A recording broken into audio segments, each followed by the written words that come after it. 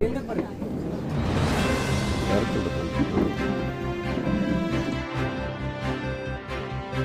ಜ್ಞಾನಪೀಠ ಪುರಸ್ಕೃತರಿಗೆ ಎಲ್ಲ ಗಣ್ಯರು ಪುಷ್ಪಾರ್ಚನೆಯನ್ನು ಸಲ್ಲಿಸಿದರ ಮುಖ ಅವರಿಗೆ ಗೌರವದ ಮನಗಳನ್ನು ಸಲ್ಲಿಸಿ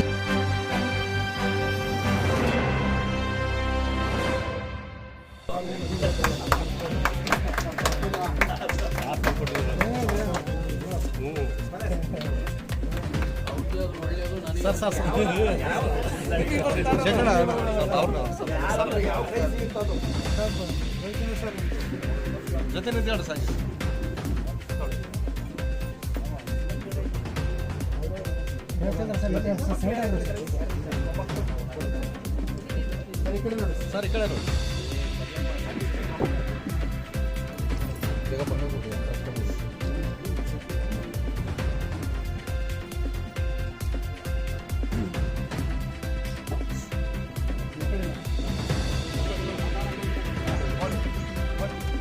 ಹೇಳ್ಕೊತೀವಿ ಬೇರೆ ಅಷ್ಟು ಬಿಟ್ಬಿಡಿ.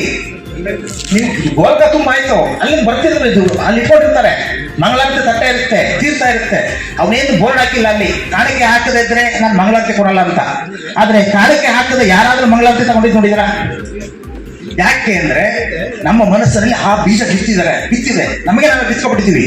ನೋಡಿ, ನನಗೆ 10 ರೂಪಾಯಿ ಹಾಕ್ಬೇಕು ಅಂತ ಇರುತ್ತೆ ಮಂಗಳಾರತಿ ತಟ್ಟೆಗೆ. ತಕ್ಷಣ ಏನೋ ನಮ್ಮ ಶಾಸಕರೊಬ್ಬರು ನಿಂತಿರ್ತಾರೆ ಅಂತ ತಿಳ್ಕೊಳ್ಳಿ, 500 ರೂಪಾಯಿ ಬಂದ್ರೆ 500 ರೂಪಾಯಿ ಹಾಕೊಡ್ತೀವಿ ನಾವು. ಯಾಕೆಂದ್ರೆ ಶಾಸಕರ ದೃಷ್ಟಿಯಲ್ಲಿ ನಾನು ಸುಪ್ರೀಂ ಆಗ್ಬೇಕು, ಅದಕ್ಕೆ ಯೋಚನೆ ಮಾಡಲ್ಲ. ಅದೇ 500 ರೂಪಾಯಿನ ಮಂಗಳಾರತಿ ತಟ್ಟೆಗಾಗಿ ಸುಪ್ರೀಂ ಅಲ್ಲ ಹೆಮ್ಮೆ ಪಡುವ ನಾವು ಪಕ್ಕದಲ್ಲಿ ಒಂದು 100 ರೂಪಾಯಿ ಪುಸ್ತಕ ಇರುತ್ತೆ ಅಂತ ತಿಳ್ಕೊಳ್ಳಿ, ಅದನ್ನು ಬೇಕೇ ಬೇಕು. ಅದಕ್ಕೆ ಡಿಸ್ಕೌಂಟ್ ಎಷ್ಟು ಅಂತ ಕೇಳ್ತೀವಿ. ಯಾಕೆ ಅದಕ್ಕೆ ಡಿಸ್ಕೌಂಟ್ ಎಷ್ಟು ಅಂತ ಕೇಳ್ತೀವಿ ಅಂದ್ರೆ ಅವರ ಆದ್ಯತೆ ಮಂಗಳಾರತಿ ತಟ್ಟೆಯ ಹೆಮ್ಮೆಯ ಹೊರತು ಜ್ಞಾನದು ನನ್ನದು ಅನ್ನೋ ಹೊರಗೆ ಬಂದಿಲ್ಲ. ಆ ಜ್ಞಾನ ನನ್ನದು, ಈ ಜ್ಞಾನ ನನ್ನ ಮನೆಯದು, ಈ ಜ್ಞಾನವೇ ನನ್ನ ಬದುಕು, ಈ ಜ್ಞಾನವೇ ನನ್ನ ಮಕ್ಕಳ ಆಸ್ತಿ ಅನ್ನೋದನ್ನು ಮೂಡಿಸುವುದು ಹೇಗೆ? ಅದಕ್ಕೋಸ್ಕರವಾಗಿಯೇ ನೇರವಾಗಿ ಮನೆಯೊಳಗೆ ತರುತ್ತಾ ಇದ್ದೀವಿ. ಮನೆಯೊಂದು ಗ್ರಂಥಾಲಯ ಅನ್ನೋದ್ರ ಮೂಲಕ ಬೀದಿ ಸುತ್ತಾ ಇದ್ದೀವಿ. ನೋಡಿ, ಈಗ ನನ್ನದು ಸಚಿವ ಸ್ಥಾನಮಾನ, ನಮ್ಮ ಕಚೇರಿಯಲ್ಲಿ ಕೂತು ಒಂದು ಬೆಲ್ ಹೊಡೆದ್ರೆ ಎಲ್ಲ ಬರುತ್ತೆ. ಆದರೆ ನಾನು ಅದನ್ನು ಅಧಿಕಾರ ಅಂತ ಭಾವಿಸದೆ ಇದೊಂದು ಅವಕಾಶ ಅಂತ ಭಾವಿಸದೆ ಇಡೀ ರಾಜ್ಯವನ್ನು ಸುತ್ತಾ ಇದ್ದೀವಿ. ನಾವು ಹೇಳಿದ್ರು ಬೆಳಗ್ಗೆ ಒಂದು ಜಿಲ್ಲೆ, ಸಂಜೆ ಒಂದು ಜಿಲ್ಲೆ, ಬೆಳಗ್ಗೆ ಒಂದು ಜಿಲ್ಲೆ. ಅಲ್ಲಿ ನಾನು ಆ ಕುಳಿತು ಆ ಸುಖ ಅನುಭವಿಸೋದಕ್ಕಿಂತ ಹೆಚ್ಚಿಗೆ ನಮ್ಮ ಇಂತಹ ಒಬ್ಬ ಪೂರ್ವದ ಶಾಸಕರ ಪ್ರೀತಿ ನನಗೆ ದತ್ತಲ್ಲ, ನಿಮ್ಮೆಲ್ಲರ ಪ್ರೀತಿ ನನಗೆ ನೋಡ್ತಾ ಇದ್ದಾರಲ್ಲ, ಇದು ನನಗೆ ಬೇಕಾಗಿರೋದು.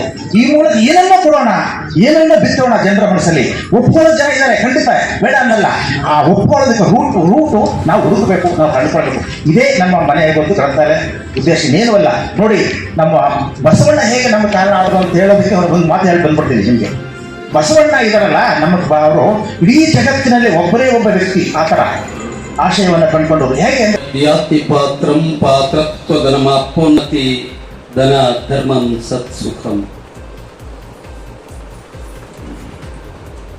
ಜಾತಿಷ್ಯ ಮರಣಂ ದ್ರೋಹಂ. ಹುಟ್ಟಿದ ಮನುಷ್ಯ ಸಾಯ್ತಾನೆ. ಹುಟ್ಟೋದು ಎಷ್ಟು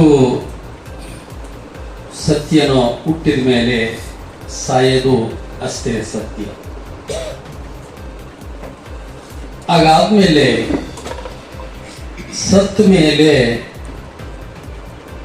ಅವನು ಎಲ್ಲಿಗೆ ಹೋಗ್ಬೇಕಂತ ಬಯಸ್ತಾನೆ ಅಂತ ಹೇಳಿದ್ರೆ, ಐತೋ ಇಲ್ಲೋ ಗೊತ್ತಿಲ್ಲ, ನಾವೆಲ್ಲರೂ ತಿಳ್ಕೊಂಡಿದೀವಿ ಒಂದು ಸ್ವರ್ಗ ಒಂದು ನರಕ. ಒಳ್ಳೇದು ಮಾಡಿದ್ರೆ ಸ್ವರ್ಗಕ್ಕೆ ಹೋಗ್ತಾನೆ, ಜೀವಿತ ಕಾಲದಲ್ಲಿ ಕೆಟ್ಟದ್ದು ಮಾಡಿದ್ರೆ ನರಕಕ್ಕೆ ಹೋಗ್ತಾನೆ ಅನ್ನೋದು ತಿಳ್ಕೊಂಡಿದ್ವಿ. ಅದಾದ್ಮೇಲೆ ಹುಟ್ಟಿದ ಮನುಷ್ಯ ಸಮಾಜದಲ್ಲಿ, ನೆರೆಹೊರೆಯಲ್ಲಿ, ತಂದೆ ತಾಯಿಗೆ, ಹುಟ್ಟಿದ ಊರಿಗೆ, ಸಮಾಜಕ್ಕೆ ಹೇಗಿರಬೇಕು ಅನ್ನೋಂಥದ್ದು ಬಹಳ ಜನ ಹಿರಿಯರು ತಮ್ಮ ಅನುಭವದ ಮಾತುಗಳಲ್ಲಿ ಹೇಳ್ತಾರೆ. ಆದರೆ ಎಷ್ಟು ಪ್ರಮಾಣದಲ್ಲಿ ನಾವು ಸರಿ ಇದ್ದೀವಿ? ಯಾಕೆ ಸರಿ ಇಲ್ಲ?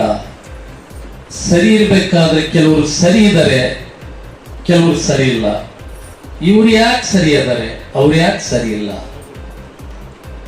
ಇದು ನಮಗೆ ಯಕ್ಷ ಪ್ರಶ್ನೆಯಾಗಿದೆ. ಇದು ಯಕ್ಷ ಪ್ರಶ್ನೆ ಏನಲ್ಲ, ಅದಕ್ಕೆ ಬೇಕಾಗಿರೋದು ವಿದ್ಯೆ. ವಿದ್ಯೆದೊತ್ತಿ ವಿನಯ. ಯಾರಿಗೆ ವಿದ್ಯೆ ಇರುತ್ತದೋ ಸಹಜವಾಗಿ ಆ ವ್ಯಕ್ತಿ ಸಮಾಜದಲ್ಲಿ ವಿನಯವಂತನಾಗಿರ್ತಾರೆ. ಉದಾಹರಣೆಗೆ ನಾವೆಲ್ಲ ಗ್ರಾಮೀಣ ಬದುಕು ನಮಗೆ ಚೆನ್ನಾಗಿ ಗೊತ್ತು.